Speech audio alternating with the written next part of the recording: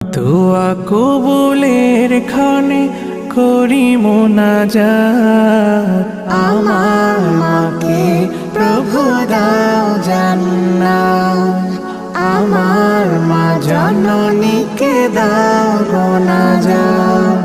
দোয়া কবুলের ক্ষণে করি মোনাজাত, আমার মাকে প্রভু দাও জান্নাত, আমার মা জননীকে দাও মোনাজাত।